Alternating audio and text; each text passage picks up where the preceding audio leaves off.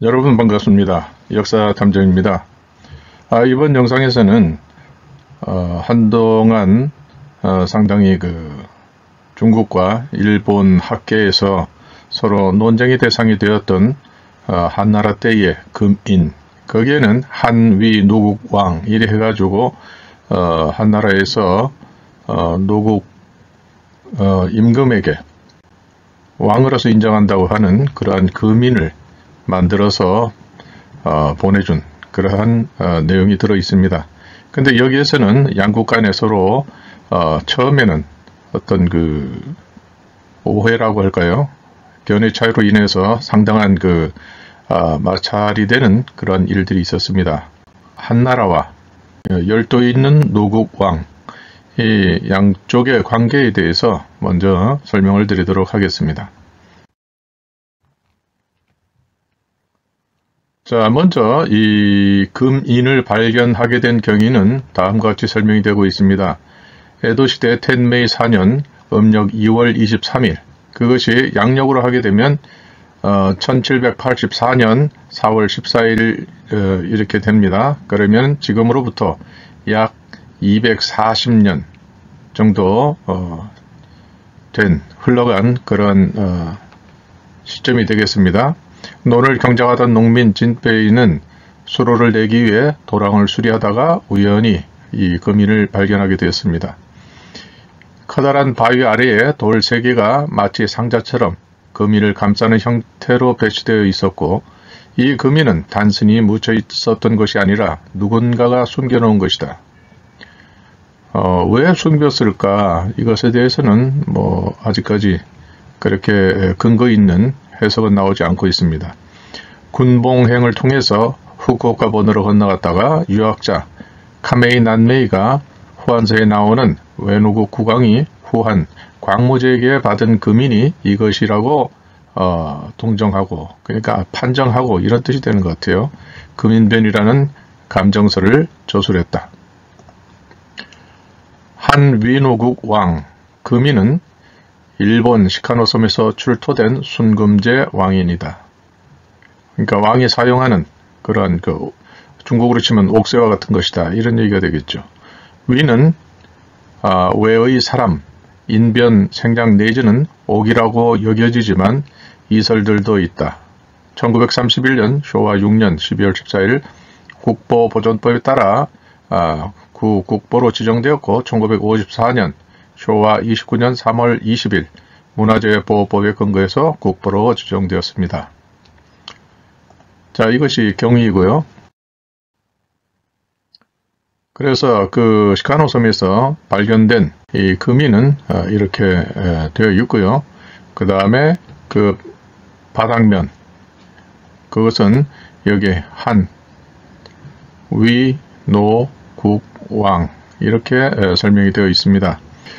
이 지도를 보시게 되면 아마 대마도는 이쯤에 표시가 될 것입니다. 대마도는 이쯤에 있고, 그래서 이 여러 경로를 거쳐서 이렇게 들어오게 되면 구주가 나오게 되는데, 이 구주에서 여기에 보면 노국왕, 이렇게 노국이라는 것이 나타나게 됩니다. 그 노국이라고 하는 것, 그것은 바로 여기에 있는데요. 이 시카노섬은 노국 앞바다, 여기에서 바로 이 금인이 감춰져 있는 것, 매장되어 있는 것을 발견하고, 여기에서 발굴해서 이 지역을 사적지로 이렇게 지정을 하고, 이 금인이 발견되었다 하는 그 내용을 거기에 설명을 하고 있습니다. 역사서에 기록된 그 내용대로 해로를 따라서 이렇게 열도로 들어오는 과정을 보게 되면 이런 대해국, 이도국, 말로국, 그 다음에 노국 이렇게 되어 있습니다. 그래서 도해천여리, 또 남천여리, 동남백리, 육행 500리 이제 이런 식으로 설명이 되어 있는 것은 역사에 기록된 것을 이렇게 지도로 재현해 본 것입니다. 중국 대륙으로부터 또 이렇게 건너와서 열도, 자기 나라 노국으로 들어가는 그 과정을 이렇게 일본 학자들이 이것을 재현을 해 보았습니다. 그래서 바로 말씀드린 것처럼 아까 시카노섬에 이렇게 그 금인이 발견된 것, 왕인이 발견된 것, 그것을 이렇게 그 확대를 해서 이 지역에서 발견되었다, 여기에서 발견되었다 하는 것을 알려주고 있습니다. 그리고 이 지역에는 사적지로서 이렇게 기념을 하고 있는데, 여기 조성을 했는데 여기에 이렇게 그 한위 노국왕 하는 그 내용이 금인이 발견되었다 하는 것을 이렇게 크게 명확하게 이렇게 설명을 하고 있습니다. 그래서 여기에 보면 한위 노국왕, 이건 금인에 새겨진 글자고요. 금인 발광지처 해서 금인이 나타난 그러한 장소다, 위치다, 이렇게 설명을 하고 있습니다. 그래서 이제 문제는 이 실물이 발견이 되었는데, 여기에 보면 한이라는 글자는 두 글자가 들어가야 될 곳에 하나로서 한이라고 하는 것을 이렇게 조각해 놓았고, 또 여기에 보면 이제 나머지는 네 개의 글자, 네 자가 들어있죠. 그래서 위, 노, 국, 왕 했는데, 여기에서 문제가 되는 것은 바로 이 위라고 하는 것입니다. 고대에는 예를 들면은 9구자, 이것을 사람 인변을 붙여서 뭐 원수구 이렇게 이제 그 우리가 훈독을 하죠. 그런데 고대에는 사람 인자가 없는 경우도 적지 않습니다. 그렇기 때문에 이 위자가 위임한다는 위자냐, 아니면은 나라 이름 외국할 때의 이 외자냐, 이것을 가지고 처음에는 많은 신경전을 벌였습니다. 그래서 이 일본 쪽에서 볼 때에는 한나라가 그때 가장 강성했으니까 이 열도에 있는 자신들을 모욕하는 멸칭으로서 이렇게 외라고 하는 글자를 썼다, 이렇게 생각을 했습니다. 그래가지고 나중에는 아니 나라 이름을 어떻게 외라고 이렇게 표현할 수 있겠느냐, 어느 누가 자신들이 있는 그 나라나 그 족단에 대해서 이렇게 좀 나쁜 표현을, 열등한 표현을 이렇게 쓸 수 있겠느냐. 그렇기 때문에 이것은, 그러니까 일본 입장에서 우리를 모욕하기 위해서 이것을 가품을 만들어서 이렇게 묻어놓은 것이다, 이렇게 오해를 했던 것입니다. 그래서 이때 이 가품 논쟁, 이것이 일어났습니다. 그 우리가 흔히 외놈 할 때 이 외라는 것이 왜소하다, 작다, 이런 뜻으로 되어 있는 것이죠. 그러니까 이걸 외놈, 외, 열도 이렇게 할 때에 그 외자로 볼 것이냐, 아니면 이건 위임한다는 뜻으로도 또 해석할 수가 있습니다. 위임한다, 맡긴다, 그러니까 대리시킨다, 이렇게 할 수 있는 것이죠.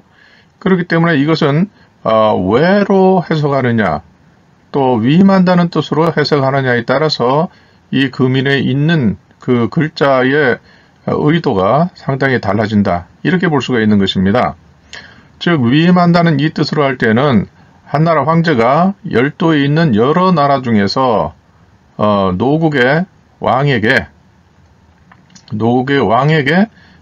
그 열도의 종주권을 인정한다, 한나라의 본국으로서 그 일대를 이 주도권을 장악하는 것을 인정한다. 그렇기 때문에 최초로 여기에 왕이라고 하는 것을 새겨서 이렇게 주었다, 이런 의미가 될 수 있습니다. 그리고 여기에 보면 노국 돼 있어 가지고 이 노라는 것은 노의 노자거든요. 그러니까 이것이 이제 일본 입장에서는 상당히 좀 감정이 좋지 않을 수가 있습니다. 그래서 이것을 일본 입장에서는 악의적으로 이러한 금인을 만들어서 그 외국이, 노국이라고 하는 것이 노예니까 노예 노자로 이렇게 받아들일 수 있으니까 중국의 속국임을 공론화한 것이다, 이렇게 해가지고 반발을 했었습니다. 그 다음에 말씀드린 것처럼 여기에는 글자 원형은 바로 앞에 있는 것처럼 위인데 이것이 사람 인자가 생략된 그런 왜인가 이것을 나타냈는가 하는 것에 대한 그 논쟁이 있었습니다. 그래서 일본 입장에서는 왜라고 한 것은 일본을 모욕하려는 의도가 다분하다. 이렇게 해서 상당히 좀 분개하는 그러한 그 학자들의 반발이 있었습니다. 그 위자 표현에 대한 다양한 그 심리적 저항이 있었기 때문에 이것에 대해서 양측 간에 상당히 그런 문제 제기를 해서 양측에 서로 연구를 하고 거기에 대해서 의견을 교환하는 그러한 모임도 있었습니다. 그 다음에 세 번째는 이 금인을 놓고 그렇다면 중국의 한나라 왕조가 이런 금인을 만들었거나 주변국에 보낸 사례가 있냐 이렇게 되었던 것이죠. 근데 문제는 여기에서 이 역사적 기록을 보게 되면 열도에서 사신을 보내가지고 한나라가 우리를 이렇게 책봉하는 그러한 것을 해달라 이렇게 요청한 기록이 후한서에 나오게 됩니다. 그러니까 이것은 뭐 주변국에 보낸 사례가 있느냐 하는 것은 둘째 문제고 먼저 열도에서 요청을 했다는 것입니다. 그렇다면 왜 요청을 했을까? 왜 한나라의 질서에 편입되고자 했을까 하는 그러한 것을 이렇게 그 퀘스천 마크를 달고 있었던 것입니다. 그래서 이것에 대해서 이제 양국의 학자들이 서로 사료라든지 또 그러한 사례 이런 것을 찾아보기로 하고 이렇게 어느 정도 시간이 흘렀습니다.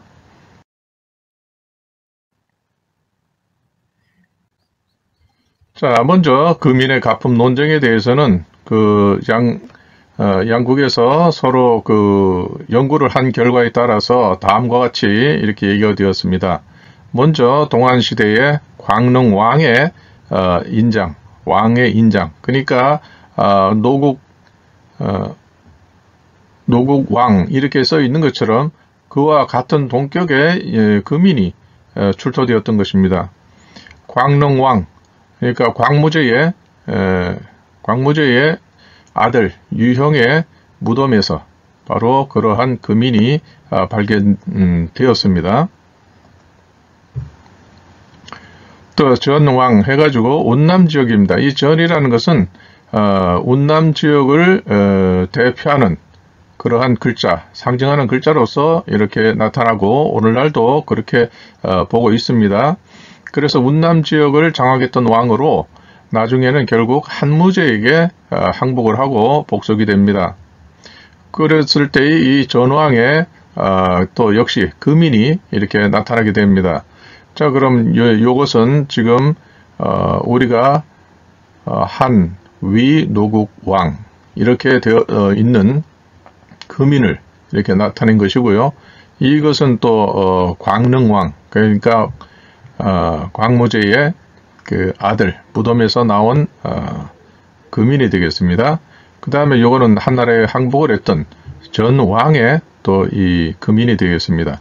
그렇기 때문에 그 이전에 또 이후에 이렇게 금인을 만들어서 무덤에 부장시킨 그러한 내용이 있기 때문에 이것이 한나라에서 또 이 나라의 왕으로서 인정하는 그러한 증표로서 이렇게 만들어서 넣었다 하는 것을 알게 되었습니다.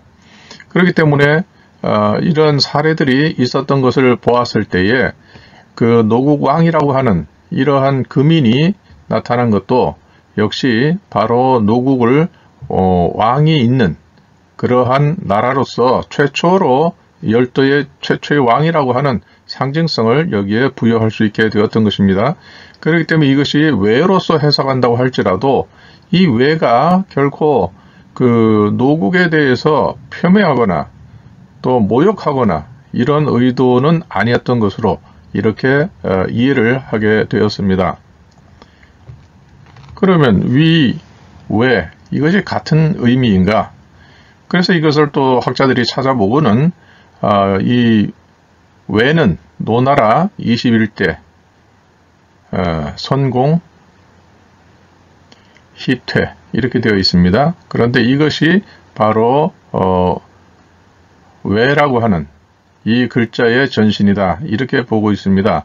그렇기 때문에 이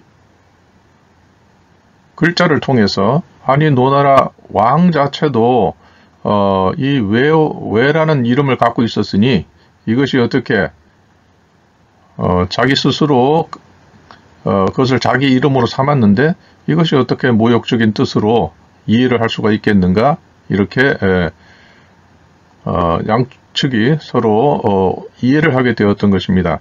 근데 이러한 경우는 고대 그 문자의 발달사 또 이 문자 표기상에서 여러 번 나타납니다. 제가 올린 어느 영상에서도 이 부분을 설명드린 것 같은데 예를 들면 산해경에 나타나는 천독 하나님이 다스린다 할 때 이 독이라는 것이 해를 끼치는 또 사람을 죽이는 그런 독 이렇게 우리는 지금 이해를 하고 있지만 바로 고조선에 대해서 중국인들이 기록을 남겼을 때 그때 당시에 그 독이라고 하는 것은 기른다, 양육한다, 또 지도한다 이런 그 성장시키는 의미를 갖고 있었던 것입니다. 그러다가 어느 순간 어떤 계기에 의해서 이것이 해치는 살생을 하는 그러한 나쁜 뜻으로 이해를 하게 되었던 것입니다. 그거는 그렇게 변혁을 일으킨 것에는 그에 합당한 어떠한 배경, 정치적 변화라든지 사회적 변화라든지 급격한 변화 그것이 있었기 때문에 그렇게 표현될 수 있었던 것이다. 이렇게 볼 수가 있는 것이죠. 그러니까 여기에 그 21대 선공이 바로 이렇게 그러한 그 이름, 외라는 이름을 갖고 있었기 때문에 이게 외의 그 전신이라고 이렇게 학자들이 이해를 하고 있는데 그렇기 때문에 당연히 외는 그 일본 이 나라를 모욕할 그런 의도가 없었다 하는 것을 그 일본 측에서도 그거를 인정하게 되었습니다. 그래서 소위 말해서 이거 통가자 이렇게 보는 것이죠. 같은 의미의 다른 글자 이렇게 보는 것입니다. 그래서 지금 그 양국의 학자들이 설명하기로는 현재 대다수 학자들이 인정하는 바에 따르면 한대 이전의 외라고 하는 글자는 결코 표매할 뜻이 없었다. 그리고 이후에 이렇게 그 열도 구주에 있는 그 노국이 이렇게 자기에게 왕으로서 인정을 해달라 했는데 한나라에서는 그것을 받아들여서 바로 노국 왕 해서 여기에 위자를 썼습니다. 그렇기 때문에 이것은 두 가지 다 이렇게 해석을 한다고 해도 그 상징이나 의미는 같다 이렇게 볼 수 있습니다. 즉 위로 본다고 하면 한위 노국왕 하면 한나라가 노국왕에게 위임을 한다. 무엇을 위임합니까? 이때 당시는 바로 열도상에 100여 개의 나라가 난립을 하고 있었고 특히 구주 지역에서는 훨씬 치열하게 그러한 서로 간의 병합이라든지 전투가 있어가지고 약 30개국이 난립해 있었던 것 그리고 서로가 전쟁을 하고 있었던 것 그런 시기에서 그러니까 군소 나라들이 이렇게 서로 간에 막 우후죽순으로 이렇게 서로 대립하고 하여튼 변동이 극심했는데 바로 이 노나라에서는 이런 상황 속에서 대륙에서 강력한 후한 광무제에게 바로 그의 후광을 입어서 이 열도를 장악할 수 있는 그러한 그 권위를 얻고 다른 나라에게 그것을 과시함으로써 자신의 위상을 높이고자 사신을 보냈던 것이다. 이렇게 이해를 하게 되고 한나라에서는 그것을 받아들여서 노국이 그 소국 중에서 왕으로서 우리가 인정을 한다. 이런 뜻이 되는 것이죠. 그렇기 때문에 노국은 이것을 받아들임으로써 상당히 자기의 정치적 그런 위상이 올라갔다. 이렇게 볼 수가 있는 것인데 왜 이것을 매장시켜서 숨겨놓았을까? 이것은 어떤 그 굉장한 미스테리로 이것은 또 풀어야 될 하나의 숙제로 남아 있습니다. 그래서 한나라가 이렇게 노국을 여러 나라 중에서 왕으로서 최초로 인정을 해줌에 따라서 이 두 나라 양국 간에는 우호적인 그런 의미가 있게 되는 것이죠. 교류가 있게 되는 것이죠. 그래서 광무제 이후에 야마토가 강성해지니까 신라와 중원의 사신을 파견하게 됩니다. 야마토는 좀 더 위치가 노국과는 다른데요.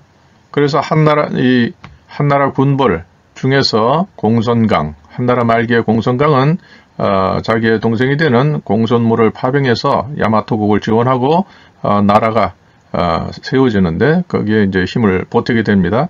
그리고 이때에 파병된 그 여러 군사 중에서는 일부는 남아가지고 자기 나라로 돌아가지 않고 남아서 이렇게 그 열도에서 정착하는 그러한 내용이 나오게 되는 것입니다. 그렇기 때문에 여기에 있는 논쟁의 여러 가지 문제 중에서 금인의 가품 논쟁, 이것은 가품이 아니고 진품이다. 왜는 왜인가? 이것은 왜라고 하면 이건 열도 전체를 가리키는 그러한 의미로서 이해를 하게 되고, 따라서 한나라에서는 열도에 있는 그 중에 노국을 왕으로 인정한다, 이런 의미의 문장이 되는 것입니다. 따라서 이 위라고 하는 글자로 위임한다의 의미로 해석하든지 혹은 왜로서 해석을 한다 할지라도 이 둘은 그 의미가 크게 다르지 않다, 이렇게 이해를 할 수가 있는 것입니다. 그래서 이 전체적으로 이러한 그 앞에 있었던 여러 가지 논점이라든지 오해 이런 것들이 이제 풀리고 난 이후에 다음과 같이 정리가 되었습니다. 중국의 고대의 도장은 재질, 옥, 금, 문, 동, 그 다음에 안주의 형태, 용, 거북, 낙타, 뱀. 여기에 보면 용이라든지 거북, 또 낙타, 뱀 이런 것은 다 상스러운 상징으로서 이렇게 인용을 하기 때문에 금인의 이러한 것을 많이 정형화해서 이렇게 만들었다 하는 것을 알 수가 있습니다. 그래서 안주의 형태 표시에는 꾀는 끈의색, 황색, 보라, 초록, 파란, 검정 이것들도 다 색깔마다 의미가 있게 되죠.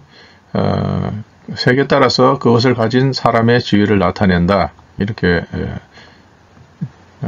알려지고 있고, 또 그 표시를 통해서 중국 황제를 정점으로 하는 피라미드형 질서를 추구했다. 이것이 소위 우리가 지금 이해하는 중화의 질서죠. 근데 사실 고대 문자를 그 기원을 찾다 보면 중화라고 하는 그 말 자체도 족보입니다. 그 인물이 있음으로 해서 그 가문, 그 족단을 중심으로 해서 정점으로 해서 형성된 그러한 질서, 그것이 중화다. 그런데 오늘날 우리가 알고 있는 중국인들이 중화가 될 수는 없습니다. 중이거나 화거나 이게 둘 다 사람을 나타낸 것입니다. 이제 기회가 되면 그 부분에 대해서도 제가 자료를 찾아서 이렇게 또 영상을 한번 올려보도록 하겠습니다.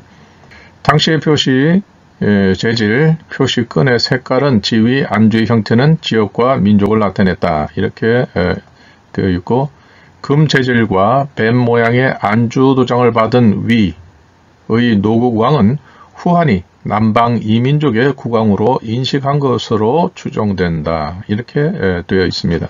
그러니까 서로의 어떤 그 인식을 이제는 맞춰서 서로 간에 이 논쟁이 될 만한 일은 이제 없었던 것이죠.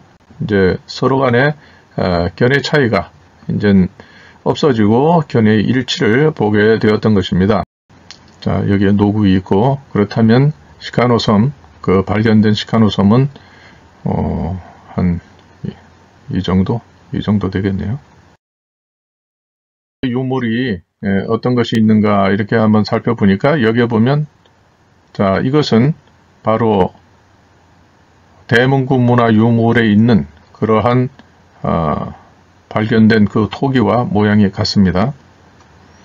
자, 여기에도 보면 이건 무슨 온관면가요? 비슷한데 꼭대기에 이렇게 원형으로 되어 있는 그런 온관면 같은 그런 모양을 하고 있습니다. 이거는 우리 국립박물관이나 또 경주박물관 이런 데에서 전시회를 할 때에 이런 온갖 묘가 보인 적이 있습니다. 제가 그래서 그 전시회를 할 때에 가서 사진을 찍어오기도 했습니다. 때로는 이렇게 실질적으로 태양의 모습을 하지 않는다 할지라도 동그랗게 아주 컴파스로 이렇게 동그라미를 그린 것처럼 태양을 표현을 하고 있습니다. 이게 또 정확하게 본다고 하면 이것이 바로 그 외노국의 유물로 되어 있는데, 이거 다 이제 귀고리를 구성하는 내용들인데, 여기에 이제 이런 귀고리가 나타났습니다. 이것도 나타났습니다. 자, 그래서 여기에 보면 이게 용범이라고 해서 바로 여기에 쇠물을 부어 가지고 형태를 만드는 틀입니다. 이 틀이 여기에 발굴되었습니다. 근데 우리가 여기서 관심을 갖는 것은 바로 이 부분이죠. 이거는 여기에 있었고, 또 이것도 특히 사국시대에 이러한 정체들이 원형적으로 많이 나타납니다.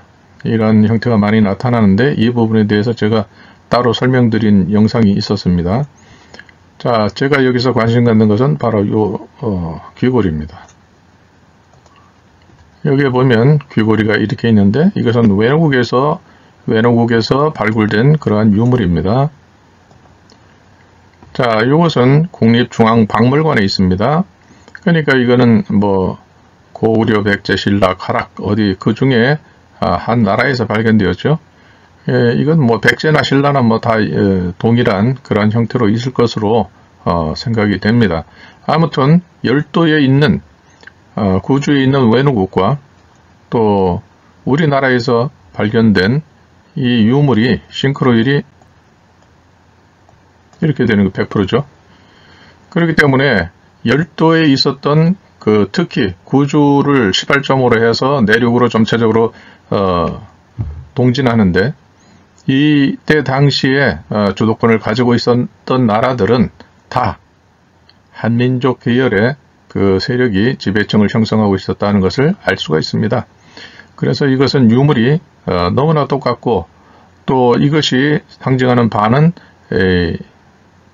불꽃입니다. 불꽃.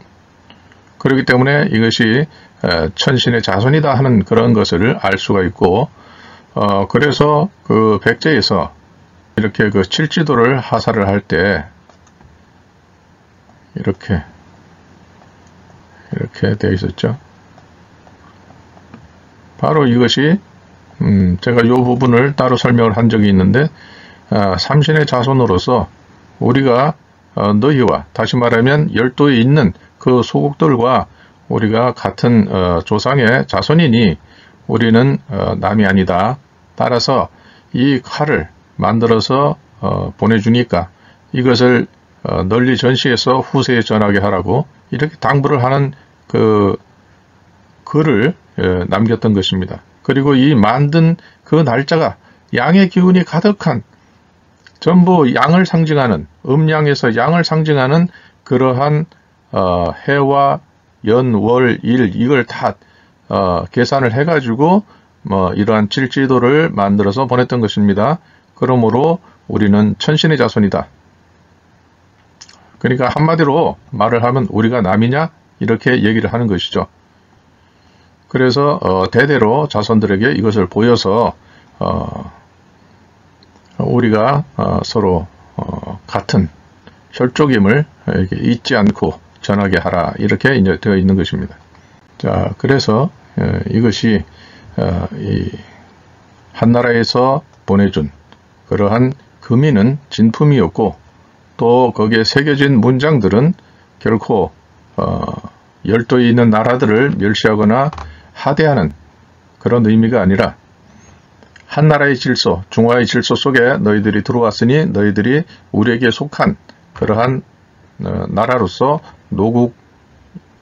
노국의 지배자를 그 일대, 열도 일대의 왕으로서 인정한다, 이런 의미가 되는 것입니다. 그런데 왜 이것이 노국 입장에서는 상당히 좀 힘을 얻을 만한 그러한 내용인데 왜 섬에다가 아무도 모르게 그렇게 매장을 했을까 하는 것은 굉장한 의문이 듭니다. 그래서 이것은 아마도 이것이 드러남으로 해서 자신들이 상당한 문제가 될 수 있는 그러한 어떤 정치적 변화가 있었는가 하는 그런 생각이 들기도 합니다.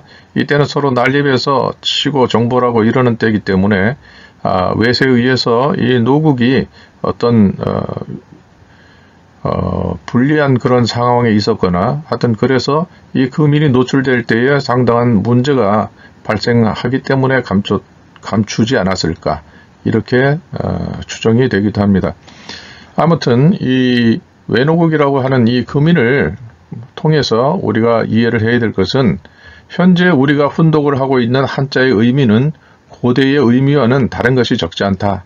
그렇기 때문에 이 시대에 우리가 알고 있는 한자의 뜻으로 고대의 유물을 해석을 하면 이게 배가 산으로 가는 것처럼 상당한 그 본질에서 거리가 먼 그러한 오해를 하기가 쉽다 하는 것을 말씀드리고 싶습니다.